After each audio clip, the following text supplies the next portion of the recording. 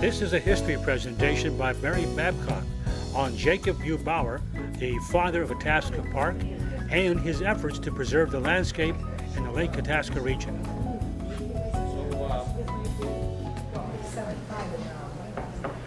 I guess I'll introduce our speaker today. I'm from the Beltrami County History Center, and we put on this talk once a month during the school year months, probably. And we've been going since May, I suppose, here. We used to do this at the History Center, but we get a much larger group here.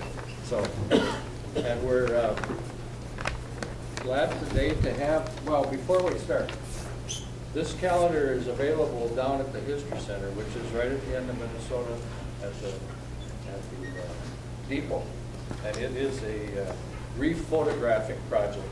It's part of a, we took old photographs from our archives and went to the same spot, if we could, and made new photographs.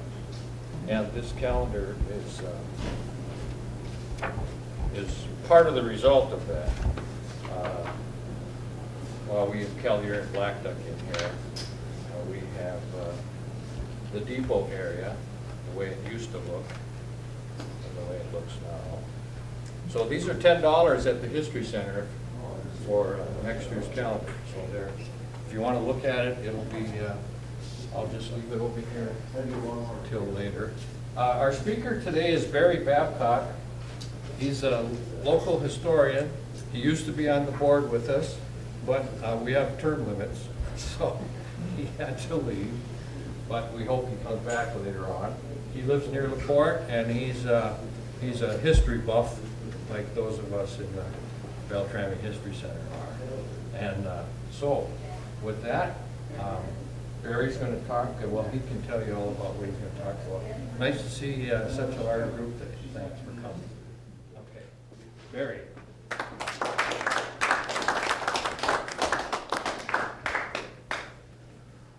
Well, first of all, I just want to say that my feelings about the park, and they're probably representative for most of you. It would be hard not to visit the park and not feel this way. But I know the first time I ever visited Itasca Park, it was just one of those almost seminal experiences to see all those big red pines, and it's like a porthole into the past. I mean, and it's so magnificent. Plus the headwaters of the Mississippi and the wildlife, and it's really a wonderful thing to have. And then, like, is for instance here Bemidji. Bemidji's got that little slogan under the flag, "First city on the river."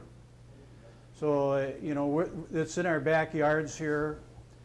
I saw even a representation on a state map by the Department of Transportation, where they had the state divided up into blocks, Arrowhead country and so forth.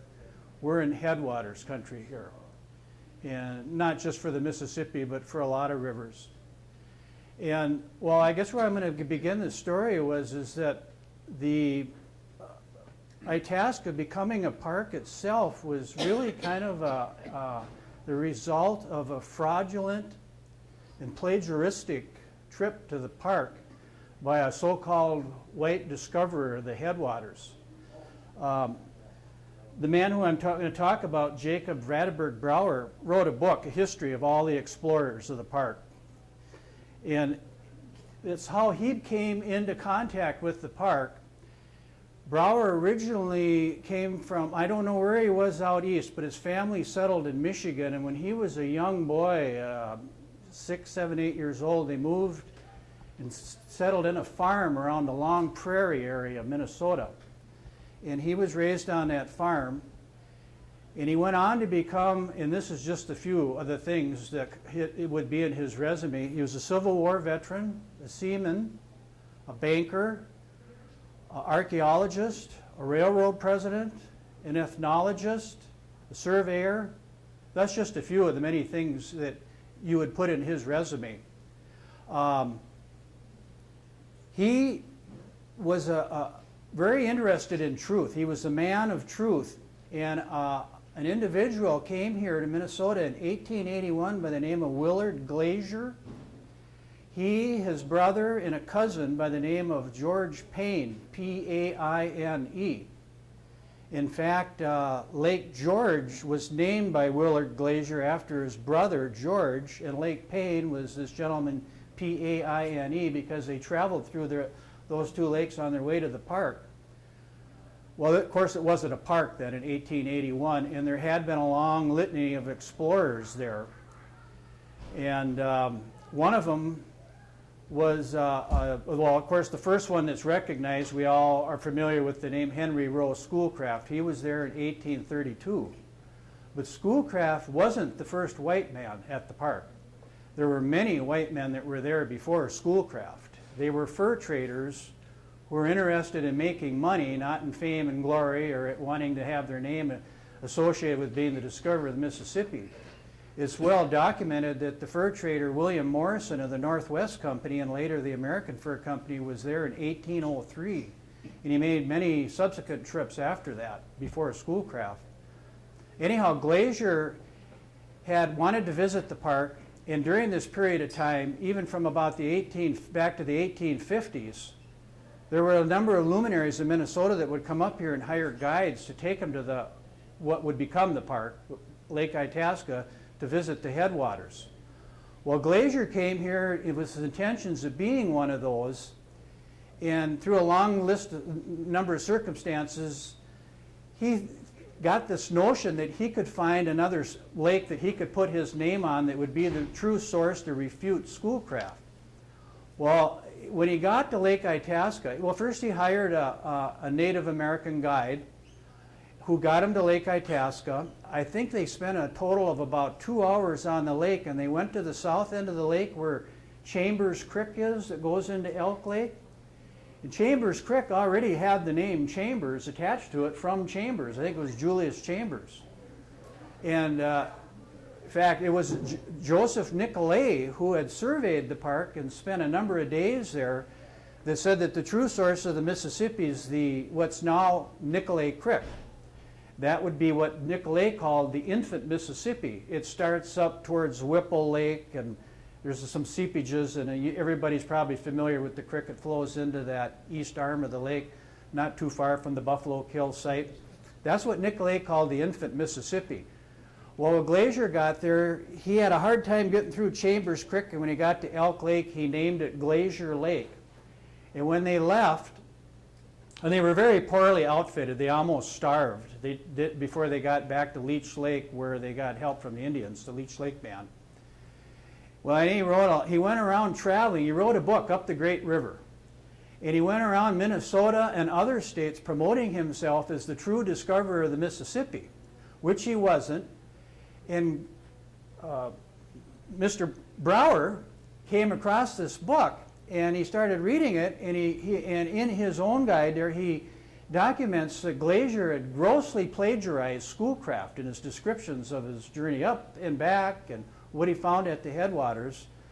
So Brower made it his intention to expose this plagiarism and this untruth, as he called it, this bogus claim that Glazier was the discoverer of the Mississippi. Well, so Jacob Brower went and spent, it was 30 days at the park on his own, surveying the park. And then he went on to expose Glazier, and he traveled around the state, and as a result of his work, the public schools pulled Glazier's book.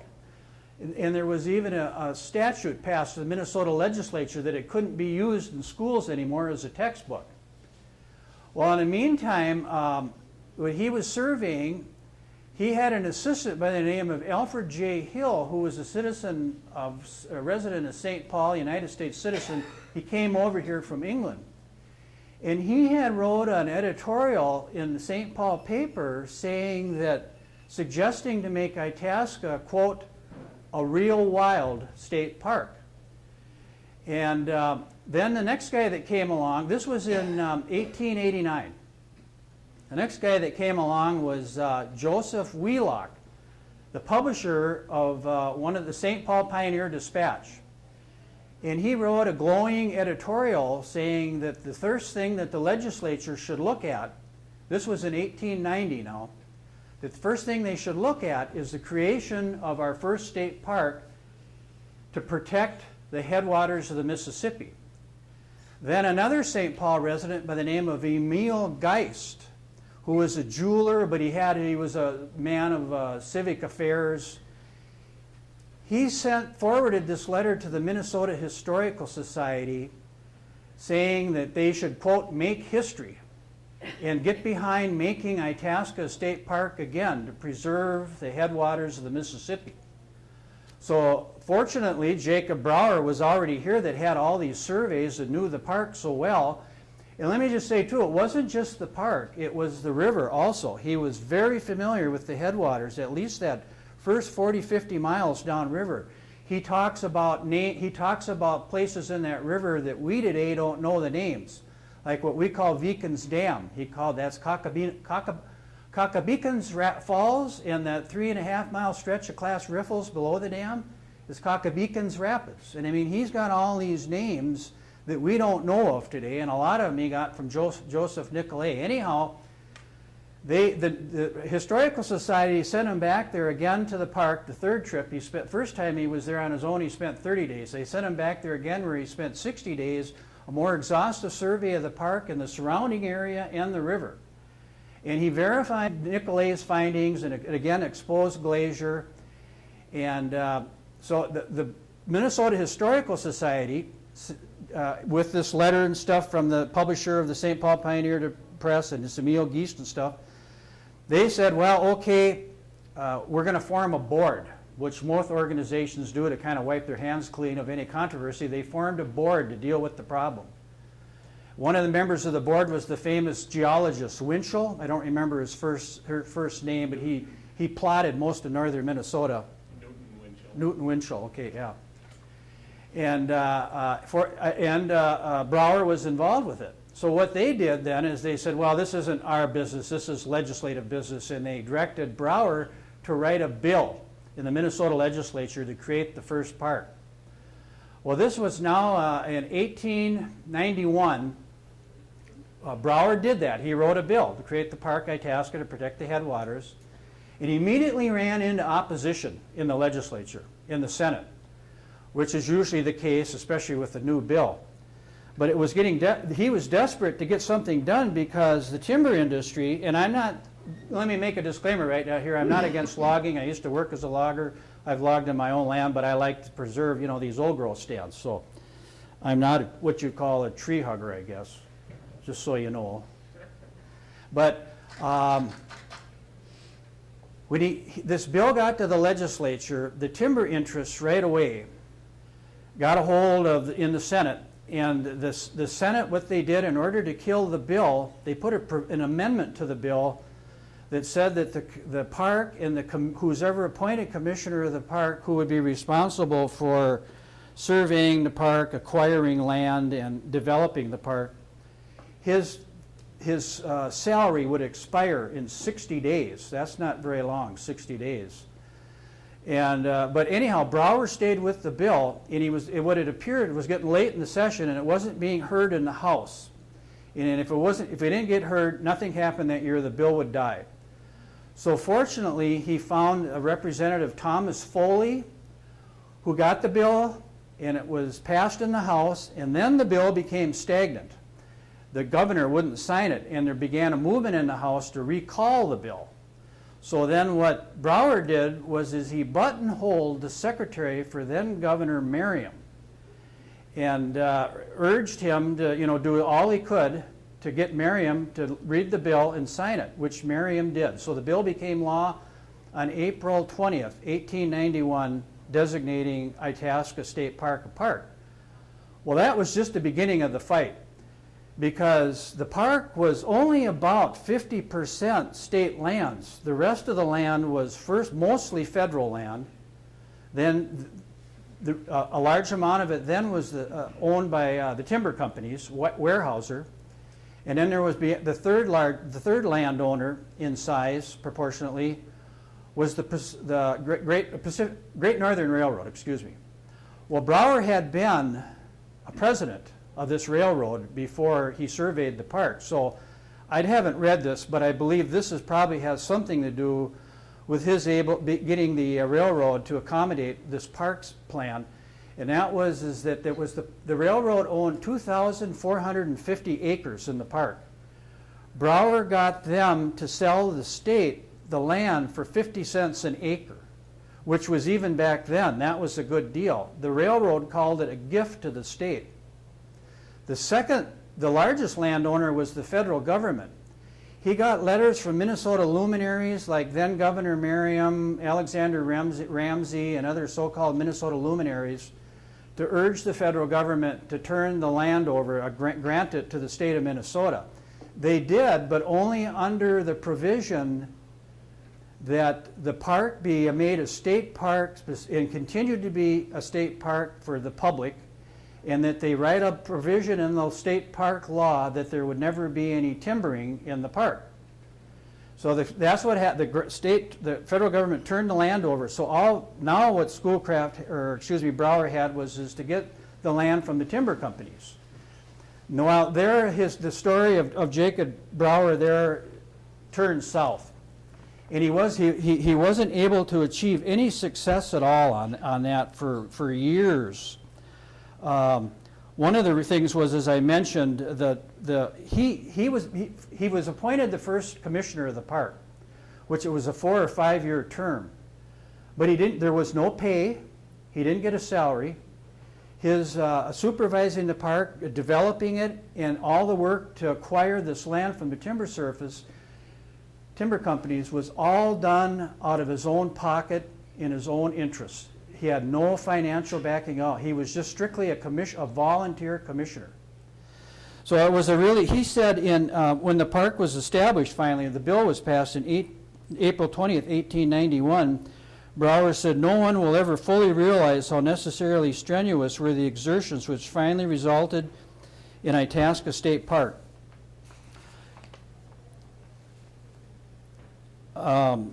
Also, when his first term expired, now he never had accomplished anything. After acquiring land from the feds and from the railroad, nothing was accomplished. The legislature had put up stopgaps at him at every turn for getting the timber company to come to a negotiation. No negotiation settlements were reached with the timber companies.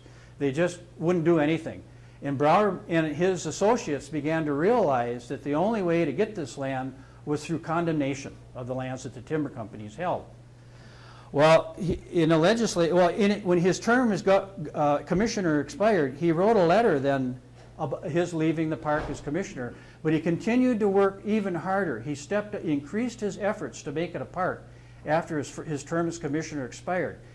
And he wrote a letter along with the final survey that he was to do for the Minnesota Historical Society. In his letter to Governor Knut Nelson, he mused that he felt, quote, entitled to different and better consideration and treatment, even at the hands of demagogues, temporarily placed where they can do the greatest harm to the greatest good. Brower's struggles with the timber companies aren't well documented, but we do know that he lost them all. In 1893, 1895, and 1897 in the legislative session, he tried to get bills passed to acquire this land, to get negotiations, and he failed in every one of those sessions. Finally, in 1899, he had the good fortune to meet and have a man come on board that became his disciple, a man by the name of Porteous C. Deming. Deming was a resident of St. Paul in that university area, that university neighborhood, and he was elected state representative.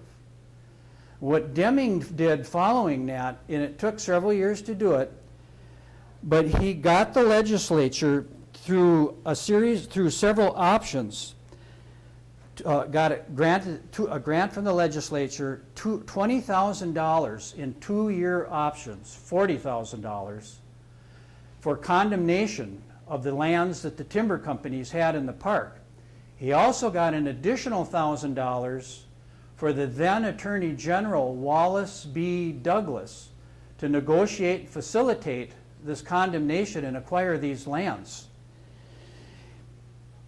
Brower wrote that in May 7th, he filed his survey and appraisal with Attorney General W.B. Douglas, quote, preparatory to the expenditure of the $21,000 or $40,000 and the $1,000, this was 2-year options, appropriated expressly for the purpose of rescuing Lake Itasca and its beautiful shores from the devastating grasp of advancing lumbermen. Not a single pine tree had been lumbered off that area of the state park. That was as of May 7th, 1901. The timber companies hadn't got there. They were moving upstream, up the Mississippi, and they were getting desperately close to the park. So Brower was kind of like fighting the clock to get this land acquired before the timber companies got there. Well, after 1901, things even got worse in the legislature than they were for Brower and the timber companies. The Attorney General Douglas, who had this money that was appropriated for condemnation, sat on the money, did not do it at all, did not give any money out to the timber companies, and never did any negotiations or meetings with them. He literally sat on the money. And Douglas said about that, he said, quote, the purchase of all the standing pines situated in the park would be an idle waste of money. Well, even while this was going on, Douglas kept issuing contracts to timber companies to log, and now he started issuing contracts for the timber companies to log in the park. Now, many of you probably wonder, if you come into the park from the south entrance and you drive up alongside of the East Lake by Preacher's Grove and so forth, there's a point there, as you get up towards those campgrounds, all the big 300-year-old pines disappear. And by the way, those pines, I think, are germinated like in 1703 or something like that. Those are well over 300 years old now. You get to a point there where all of a sudden they disappear, and it's much younger red pines and hardwoods, jack pines, and some pasture land and stuff, or old fields that was pasture land. That was some of the stuff, evidence, if you're wondering where those big pines are. Well, Douglas was issuing contracts, they were being logged. The river was, not only did he issue contracts to the timber companies during all of this, what Brower had accomplished so far that he had successfully thwarted, he permitted the timber companies, Weyerhaeuser, to build a dam just downstream from the mouth of the river to act as a sluiceway for these logs that they're taking in the park, cutting in the park. So Brower, it was tremendously heartbreaking for him, but he never gave up. He never he continued to work desperately and dedicated all of his time, all of his money to fight to make this a park.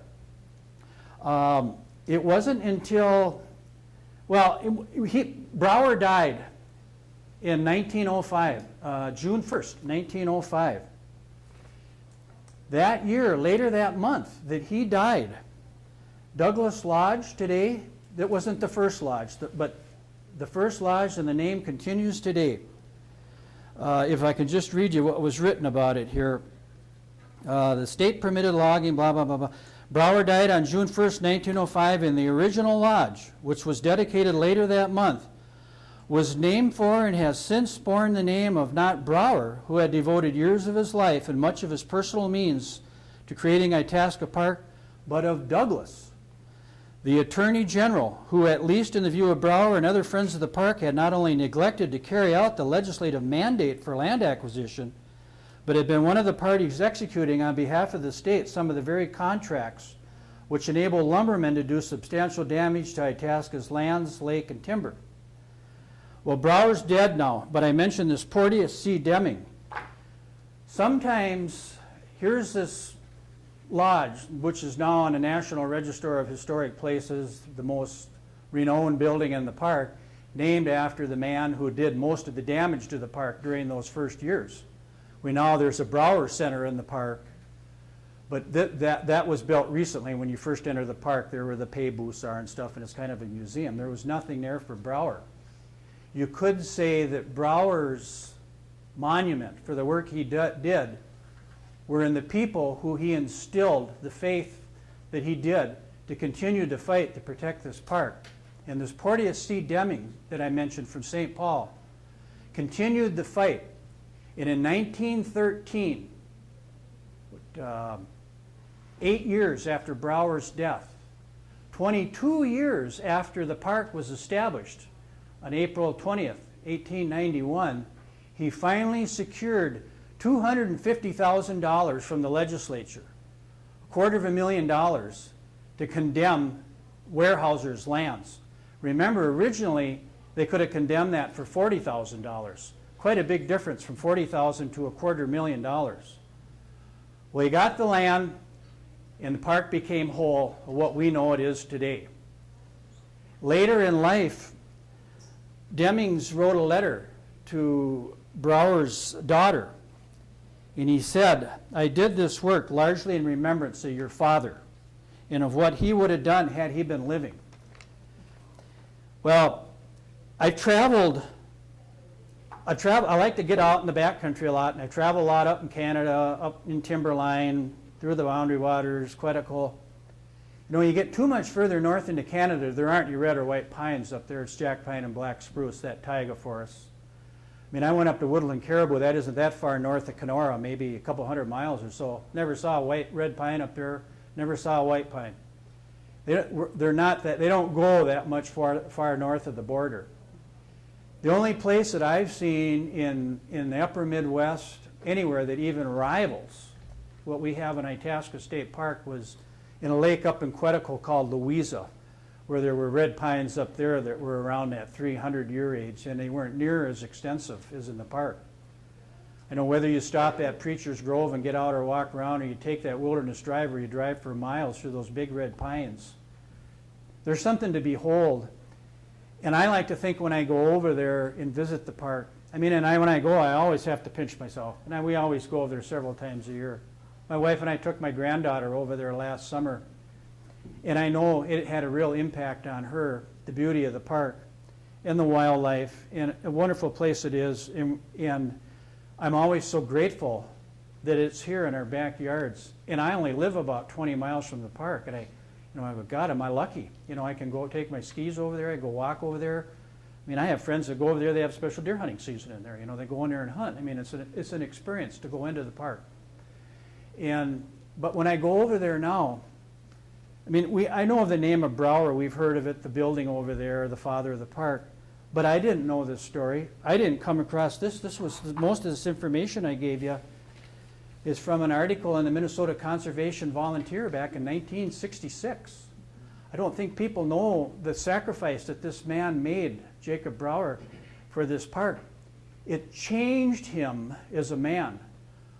Before he came to Itasca Park, he was a railroad president, he was a captain of commerce, a captain of industry.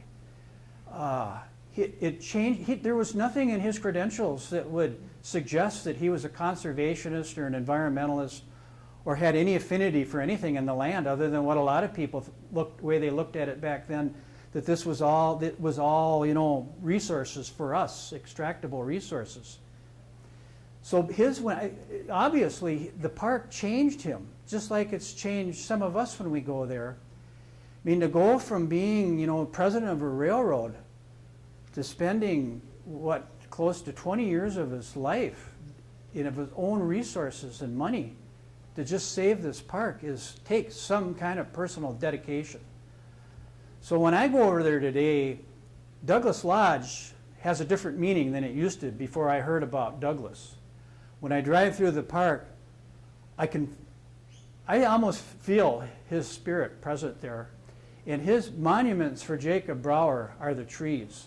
There was a survey done by the DNR years ago. It was in the Volunteer, their own magazine, saying that the majority of the people in this survey, they come to the park to see the headwaters.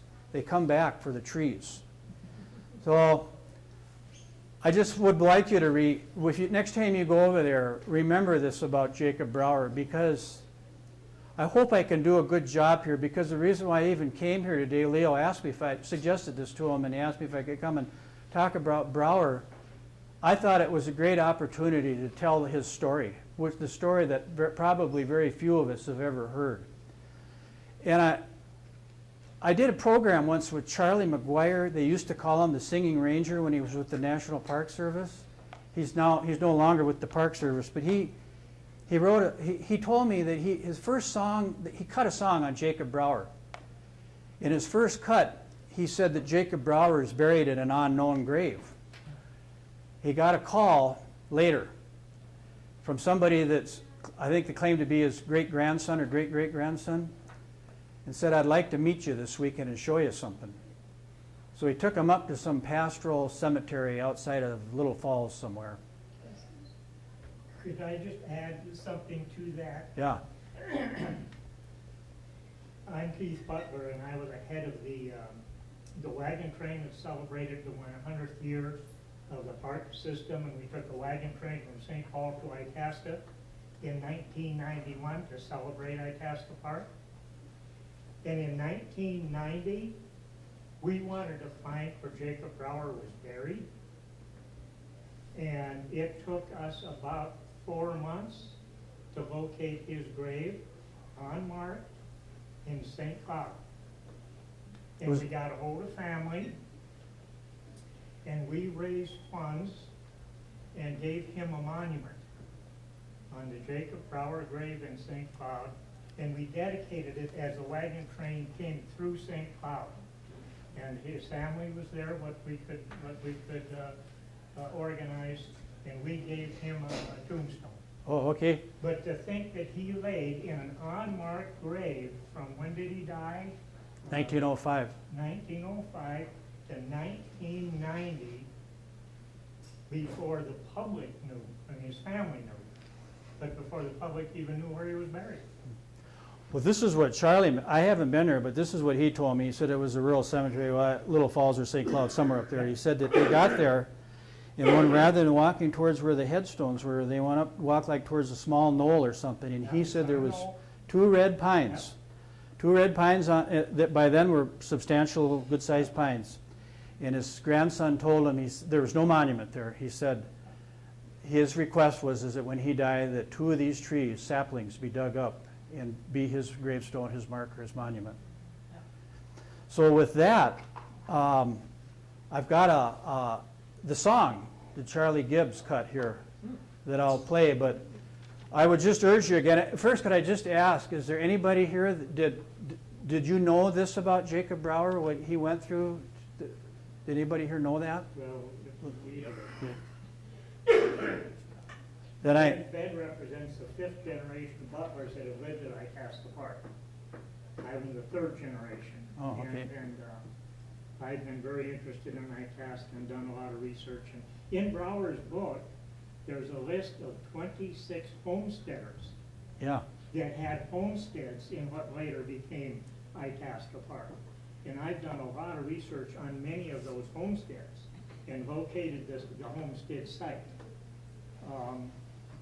So that's another element that Jacob Brower had to work with, was to try to negotiate, which was much easier. Mm-hmm. And there was some school trust land involved too. Yeah, school trust land, yeah.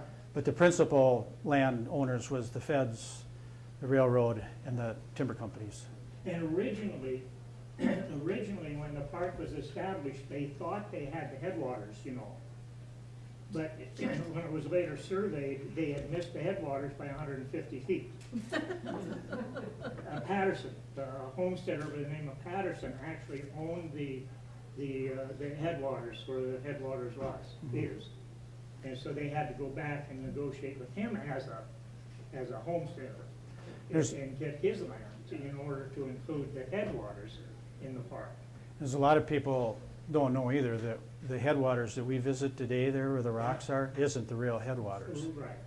It was. I could talk 10 minutes about that. So where is the real headwaters? It's if you're standing there looking at the headwaters facing the lake, it's off to your right down the shoreline to the west there, maybe 100 yards or so. If you walk the bridge, the return bridge, Yeah. you know, you go Go on. down to the headwaters and you walk the return bridge. When you get on that bridge, if you look out to the lake, you'll see a little ravine there. Just a little opening. That was the original headwaters. And they've dammed it up. If you take your canoe, you can canoe right up to it. You can still see some black plastic that they put in there. Because they didn't want it over there, it was too swampy to get to, so they moved it this way to where it was solid ground and people could walk to it. Was that the WPA? Well, it was Was it the What year? CC? CCC. Civilian but Park. Yeah. Okay, in the 30s? Yeah. The, Leo, Did you mention Cleve Stillwell a No. little bit? oh, you wanna? No?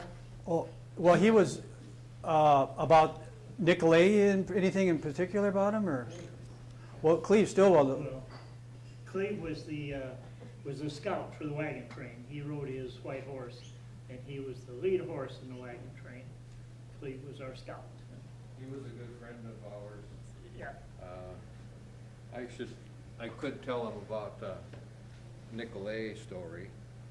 yeah, why But don't you do that's a that? little- And we'll just, but don't let me forget to play this song. Yeah, that'll be the end of the program. Can I say one thing first here that I Yeah. wanted to say? Just, I want to remember too that we talk about these white discoverers, well, they've been, and the evidence is still there in the park, like the Buffalo Kill site and the Indian Mounds. Indian people had lived there for untold thousands of years. That they called the lake for them, the English called it Elk Lake. Before them, the French called it Lac La Biche, which is Elk Lake. And before the French, the name was Omushkuz, Elk Lake. That's the Ojibwe name for elk. And that's what it was referred to. If you want to look at the name of the lake for the great span of existence, it was Omushkuz, Elk Lake. Yeah. Leo. Well, how many people knew Cleve Stillwell? Very well, Very well, I'm sure. very well. He loved the park. He was a history teacher at the Fort for history many years, and just a historian of the first class. He had a lot of books and knowledge, and I used to go and visit him. And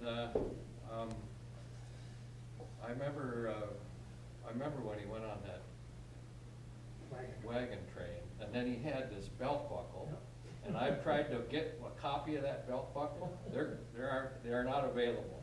You know, the people who went, they used to sell them at the park. I wish I'd have got down there and got one, but it was a commemorative belt buckle of 100 years. Anyway, he was interested in Nicolay quite a bit. Nicolay went there in 1836 and surveyed the whole park.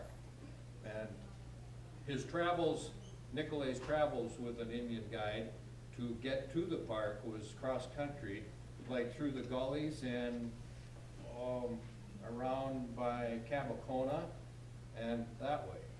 Well, there's a horse patrol, I think it's Hubbard County Horse Patrol, that has a bunch of land and a cabin down there. And he figured that Nicolay crossed Alcohol Creek somewhere in that vicinity. So we went to Nicolay's book, and he took readings because he had survey equipment along. He took readings at Alcohol Creek. He took readings right over here where the river between Irving and Bemidji hits Lake Bemidji, and so we got the DNR person with a new GPS system to do a comparison of Nicolay's readings to GPS readings.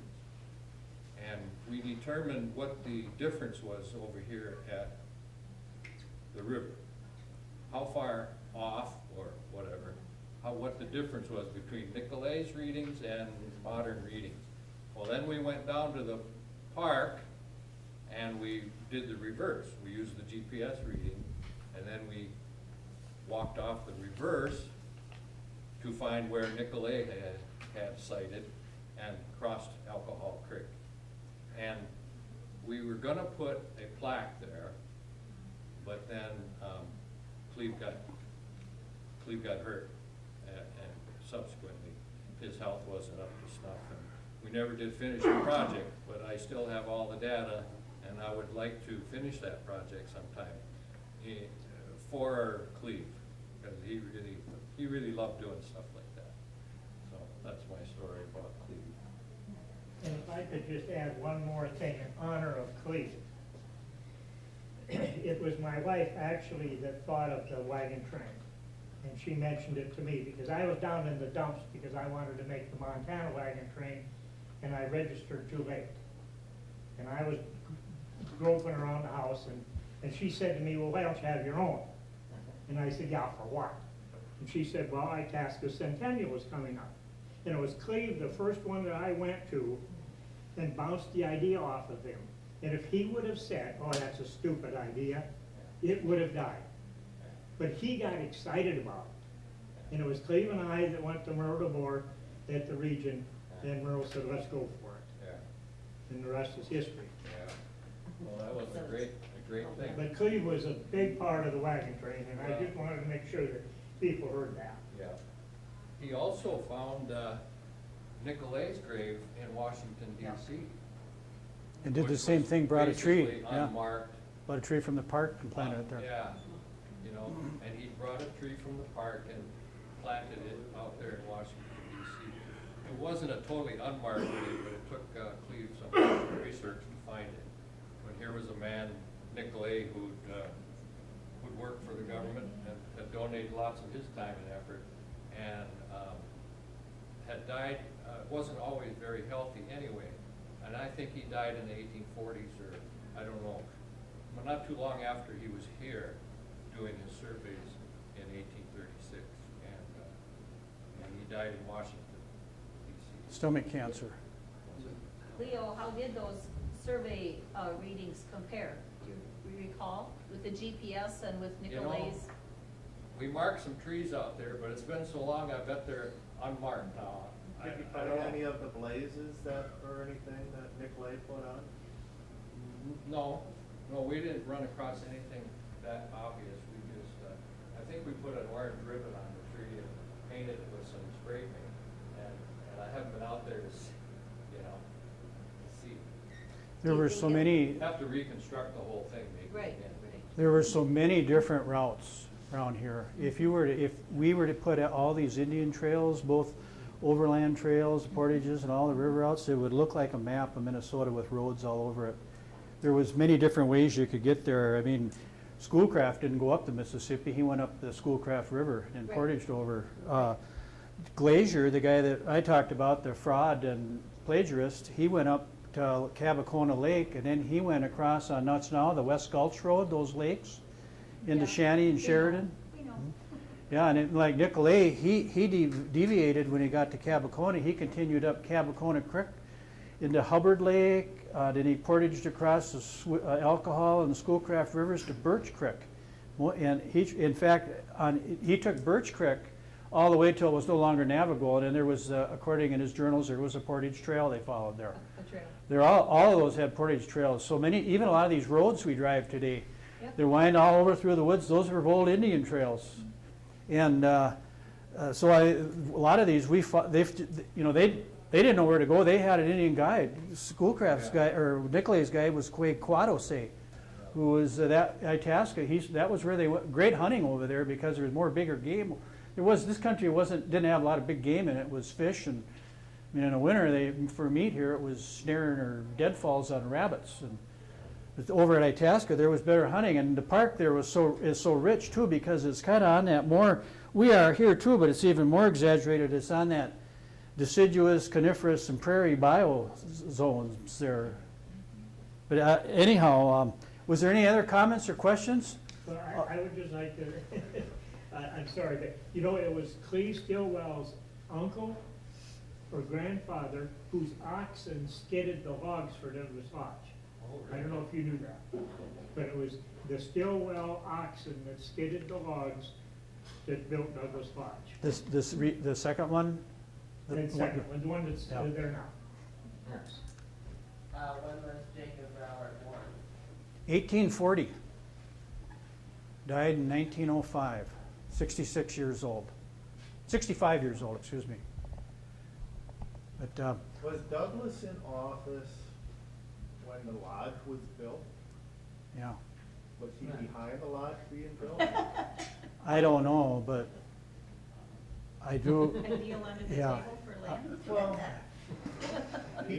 maybe he saw the writing on on the wall that this is gonna happen at some point, and I wanna have my mark in there, or what, I don't know. Those are the lost but interesting, things in history that. What's He that? wasn't in office when the lodge was actually used. Oh, yeah, He yeah. was in office. He was, when the first bill was passed, when they got the $21,000 in 2-year options, and it's the second year it'd be $40,000. The $1,000 out of the 21, it was 21, not 20, that went to him for, whatever, the expenses to facilitate this. So he was mandated by the legislature. But to- when the $250,000 was used to actually condemn the land and purchase the trees and the forest, he was long enough by then, wasn't he? Yeah, I'm sure he was. I never read, and he said that, that he wasn't there or what happened to anything, but I'm sure he was. That would have been, you're talking about well over 10 years later, yeah. So, but anyhow, to Douglas, now when we go, and we enjoy going to Douglas Lodge once in a while, drive over there in the summer to have a meal at the restaurant there, but, it's kind of a shame that the DNR doesn't have this information there for the public. Maybe that's why they don't have it there for the public.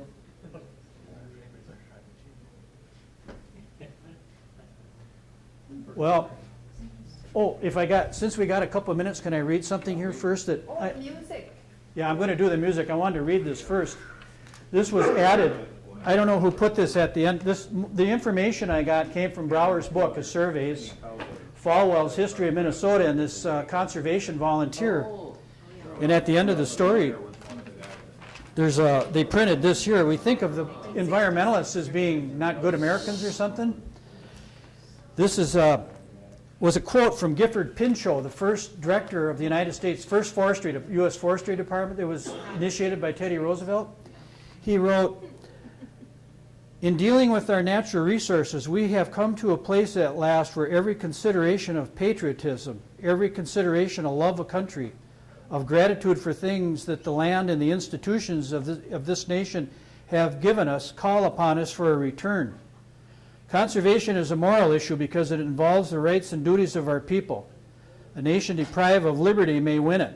A nation divided may reunite. But a nation whose natural resources are destroyed must inevitably pay the penalty of poverty, degradation, and decay. So the noblest task that confronts us today is to leave this country unspotted in honor and unexhausted in resources to our descendants. I conceive this task to partake of the highest spirit of patriotism."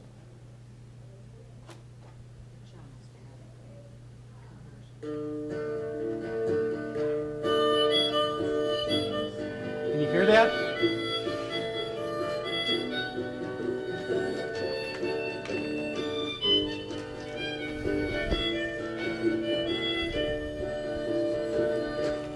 Jacob Brower, a soldier and a sailor, and Itasca in 1891. He vowed to save her white pine forests, her pine cathedrals, before the loggers' work was done. The cattle south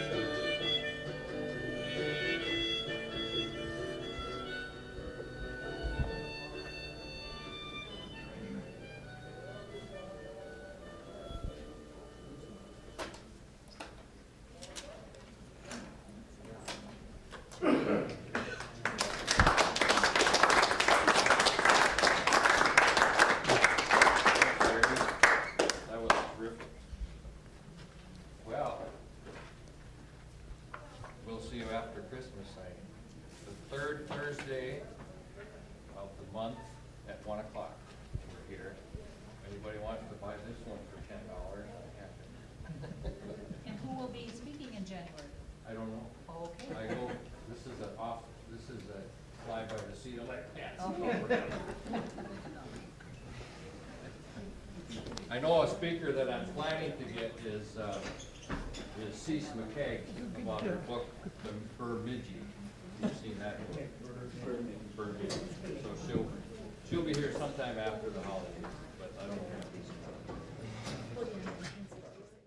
know. I liked your comments. You must be some kind of historian on your own. Yes, I was a high school history teacher, loved history, and I'm the third generation of butlers that have lived at Itasca. My grandpa and dad are buried there. My son lives there, and I have a grandson living there. And Right in the park or something close to the park? a mile and a half north of the north entrance. Oh, sure.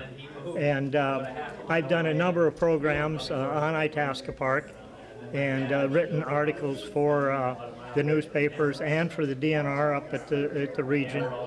And as Benjamin A. the Woodsman, I dress up in character.